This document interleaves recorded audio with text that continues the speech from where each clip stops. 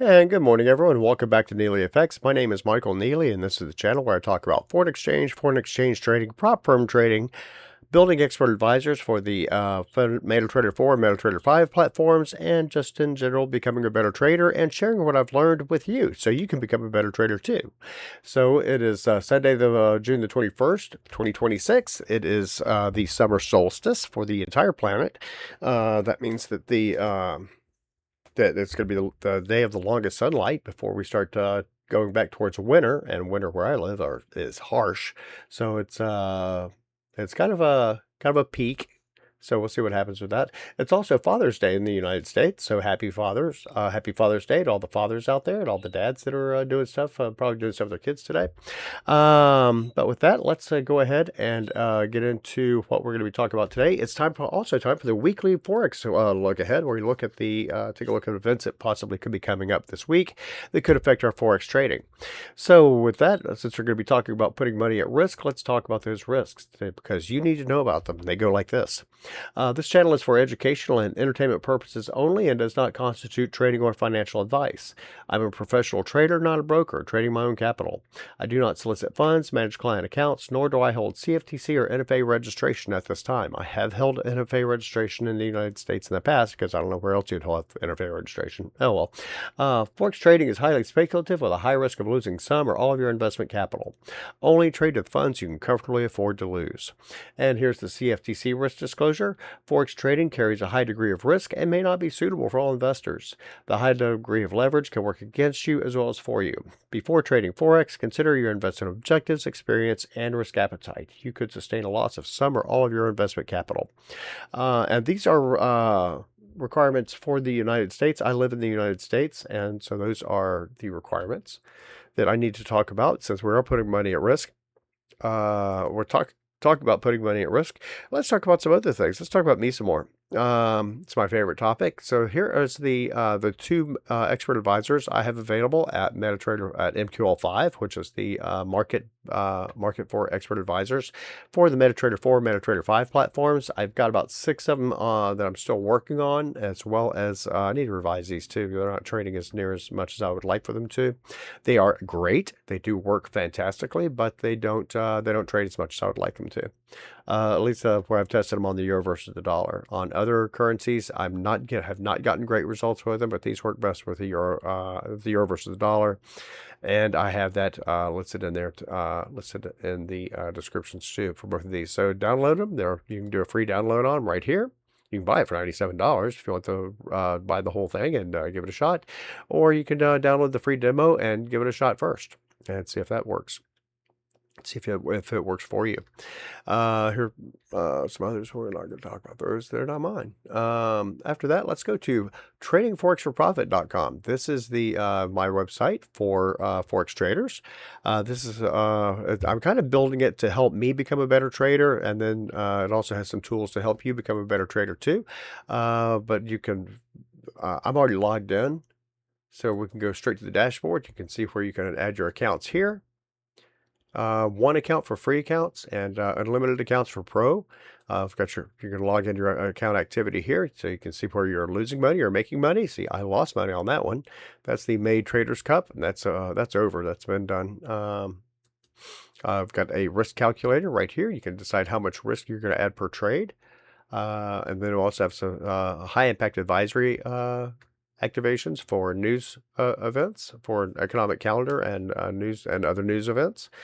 We have the journal right here. You can add your trades that you've logged on or that you've won or lost on. Here we have you can import your trades here. Right now I just have it set up for DX Trade, which is the American, the only platform available for Forex for prop firm trading in the United States, and for MetaTrader 4, MetaTrader 5. You can check out your account performance here and see what's going on. This is actually from one of my live accounts. That's since 2023. I'm down $692 on my account. That's an actual live account, one of my live accounts. I've got a few. Strategies right here. You can add your strategies. This is impulse. This is just reckless. Jumped in with both feet. Notice I said to be avoided. That's something to remind me that, hey, you need to be thinking about your trades, not just jumping with both feet. News. Excellent news set up here.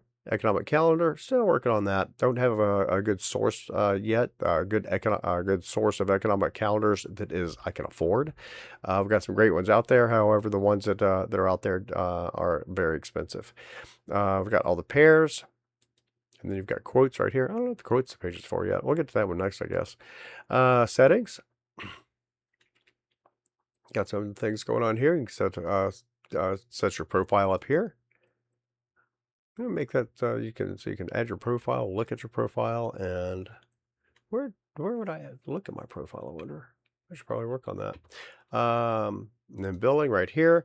Again, we start off at for free. You can learn the workflow and learn how you can make the workflow work for you. We also have Pro. If you like it, want to play with it some more, then go ahead and download. You can upload unlimited accounts. No one's going to be tracking these accounts either. This is just whatever you put in there. It's not connected to any RSS feed or API that divulges all your account information. It's 100% secure.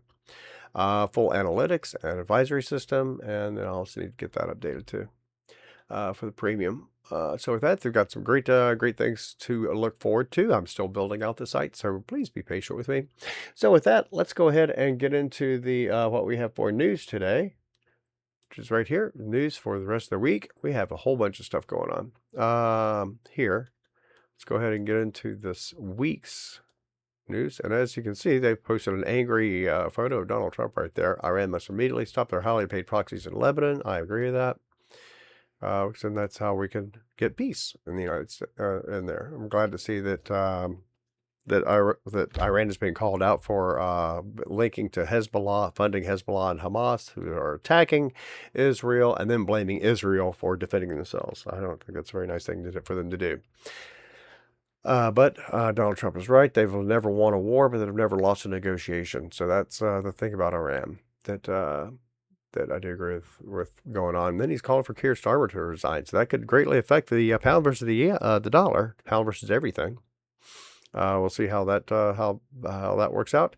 So let's look at other news events more related to Forex. We have the Canadian inflation information, CPI information is coming out tomorrow, along with some Fed speak from everybody. Then we start getting into the Flash manufacturing PMI, purchasing managers index for both manufacturing and services. That tends to have play a big role on Forex pricing and the strength of the various currencies. Aussie inflation is coming out on Tuesday night our time. And then a whole bunch of people are talking. How about that? And then we have the Australian employment change and unemployment rate coming out on Wednesday night. Then we have core PCE, inflation index information for the United States, as well as final GDP. We'll see if that stays the same. It's been bouncing around all over the place lately. So, and then the price index, we'd like to see that actually tick lower. That'd be fantastic. Tokyo, we have Japan core CPIs coming out. And then Friday, we have University of Michigan consumer and sentiment and inflation expectations. And that has been kind of a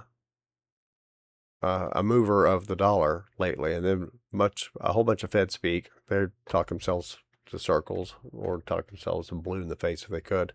At any rate, let's go ahead and get into what we're going to be talking about today. First, let's start off with, not there, start off here, the US 10. Let's start with Bitcoin. Why not? Bitcoin is kind of a big, giant bubble, if you ask me. I'm not a Bitcoin trader. I'm not a crypto guy. I've been strictly Forex ever since I got into this, because Bitcoin did not exist when I got into this. So looking at it's ticking down, and there are rumors out there that Michael Saylor was going to be facing a few margin calls. So that means he'd be liquidating more Bitcoin. We'll see if that drives the price down, because at 64,000 a pop, not many people can buy that. It's kind of priced itself out of the reach of the typical investor that buys Bitcoin. So we'll see if that continues. Right now, it's on a big downward slope from 123, down about 50% over the last 6 months. Yeah, 9 months. So it's let's see what happens with that. Let's go on to the dollar versus the dollar versus the 10-year. It's right here, 4.55%. Very nice. It's coming down a little bit more. Compare it to the Japanese 10-year, which is also down. I'm sorry, the Japanese 10-year is perking up a little bit. They just raised their interest rate, so we should start seeing some upward movement to all the bond yields. Here we have the convergence of the Japanese 10 and the US 10-year. As they converge, you'll start seeing the carry trade breaking down. That's going to create downside opportunities to the dollar versus the yen. Frankly, all the yen crosses, all the yen pairs. We'll see if that continues. We're nowhere near that yet. The 2-year is still 3 percentage points apart. And the 30-year is still 1 percentage point apart, 1.1 percentage points apart. So the yen carry trade is nowhere near breaking down. So be careful if you hear anybody saying that, the sky is falling and the yen trade is falling apart. Hasn't happened yet. It took them decades to build this. It's going to take a while for it to come down. It may not happen for another decade. That is not what I wanted to do. Let's go ahead and set this back up again so I can keep that chart format right there, and then we'll save that, and then we'll come back over here. This is what I wanted to do. And then we'll come down to the euro versus the pound. The euro's been perking up against the pound lately. Last week was a very strong euro week, especially based, I think it was also the week they raised interest rates, maybe, or the week before. I don't remember exactly when they did that, but we could always come over here to Trading Forex for Profit. Go over here, and some of the free information we have here is Market Pulse, which has been fantastic lately. That's where it closed on Friday. And then rates right here. We have the, when did they do that? They hiked on June 18th. So we'll see if that continues. Right now they're at 2.4%. So that may have played a role in that, maybe not. Let's see, what else we got going on? I don't think that date's right. Maybe. I just updated that this morning, so that's a manual update I get to do. DXY, which is right here, surged up to 100.76, especially on more bombings between the U.S. and Iran, the recipient of those bombings. If that continues, it's going to be a more strong dollar. We do want to avoid this scenario right here, where we're shot up to 109.81, or even worse, up here to the 2022 weekly high close, or which is definitely high at 119, and we definitely want to avoid the one that was right before 9/11, the 2001 weekly high close when it was at 119. For those of us that remember 9/11, euro is usually the inverse of the DXY, so we're going to see that drop because the euro plays a 57% role of the DXY, the DXY basket. So that, and I'm not sure exactly how those calculations work. Maybe one day I'll get somebody to explain them to me. It's down to 114.74. Should be finding some stability there. Hopefully. But then we'll see, especially with tensions possibly increasing in the Middle East. Pound versus the dollar, down to 132.30. That's a lot further than I thought it was going to go. If I had realized it was dropping like that, I may have jumped into it, but I did not. Dollar versus the Swissy right here, 80.68. Again, at its recent highs that began on June of 2025. Something weird happened with the markets on June 2025, and I don't know what it was. But something did happen, and I have yet to figure out what that is. I will do some research and see if I can figure out what it is. But it's at 80.94, and seeing if it's going to stay in this range, if it's going to break out. Dollar versus the yen, high at 161.28. Might be looking at some Japanese intervention soon, so I'm actually going to stay away from that one right now. Pound versus the yen, Another candidate for Japanese intervention, down to 213.43. Big drop on, not a big drop, but big drop for the week. Finished about what, 100 pips, 120 pips low? So 215.56 and closed at 213.40. Yeah, almost a 300 pip swing. A 300 pip swing and a 200 pip drop to the close. So we did see it perking up a little bit on Friday. Euro versus the yen, right here, 185.09. Fun time for that. Not quite as holding up a little bit better than the pound versus the yen, but again, I'm going to be leery of the pound, of the yen crosses, with the dollar versus the yen being the highest proponent, one of the highest proponents of the carry trade. But at 161, that's going to get the BOJ's attention a lot faster than anything else. So I'd be very careful trading the yen pairs this week. That is my opinion, not trading advice. All right, NYMEX crude oil. Like to see this come down. This means it's not going to cost me so much money to put money in the car, but gas in the gas tank. So that's down to 76.54. A fun indication of that, and also it helps unwind this one here, the Canadian versus the yen. Canada is a big oil producer. Japan is a 100% oil importer, so that's also going to play a role in unwinding that trade. Dollar versus the Canadian, off to the races. Look at that. 141.66 could be pushing 145 soon. If it continues up all the way up here, again, depends largely on what is going on with the Middle East. And also there's a big, I didn't realize that there was as much of a carry trade implication of holding the dollar versus the yen. So I would not buy into it now, unless we, do it on a local basis and see what happens, because it whipsaws really badly. However, on paper, it looks like it'd be a fun thing to trade. And then you get down to here to the 4 hour, and it is kind of choppy. I don't think I would like that. Look at this right here. So it's, again, if you're going to trade that one, keep your stops. I don't know how you keep your stops, because you're going to stop out a lot on that trade if you got into it. But right now, it looks like it's still headed upward. Three candles. Should be having a pullback on Monday. There's a weird little rule that three bullish candles and expect a pullback. And if you look at all these, that's 4, 2. There may be some validity to that. 2, 3, 4, 1, 2, 3. So we could have a pullback on Monday and then possibly off to the races on Tuesday. Who knows? We'll see. Aussie versus the dollar, down. Much to my chagrin, flirting with looking for support at 70, and so far finding it. I'd like for it to get a little bounce on that. That'd be great, because I am actively involved in the Aussie versus the dollar, going bullish on it, and I'm up here. I got into it. I thought it was going to find support here. Nope, did not.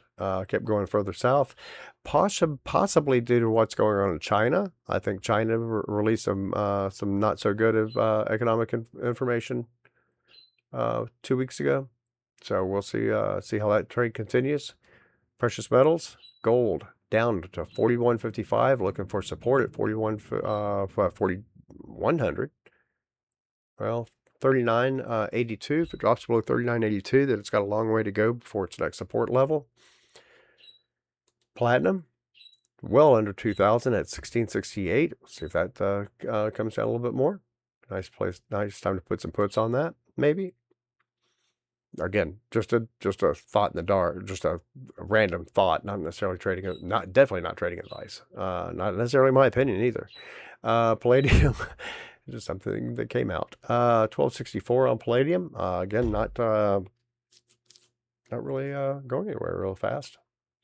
Silver down to 64.84.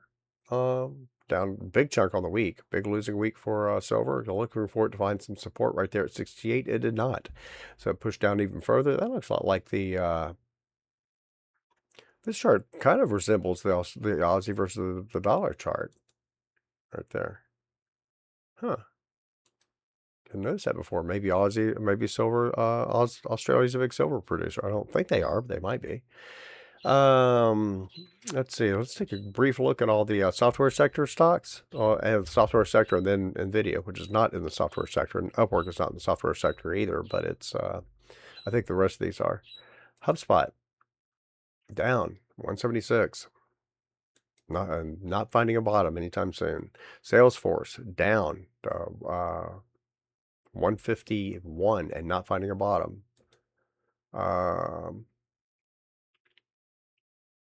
QuickBooks, well, Intuit, the parent of QuickBooks, down to 264, and again, not finding a bottom yet. It was once at 785, and coming down briskly.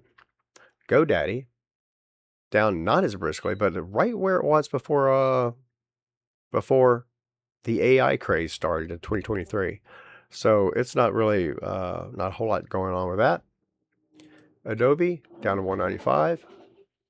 NVIDIA, a chip maker, AI chip maker, still continues off to the races. And I wish somebody had told me about NVIDIA when I was back here, and when it was trading at 14, I would have thrown a few bucks into that. I watched them grow. Upwork down 805, and pretty soon I might start getting into stocks a little bit more, because I would like to grow my money faster, and some individual stocks may be the things to start taking a look at as the stocks that are holding up the stock market, holding up the indices that is. There are not many of them that are.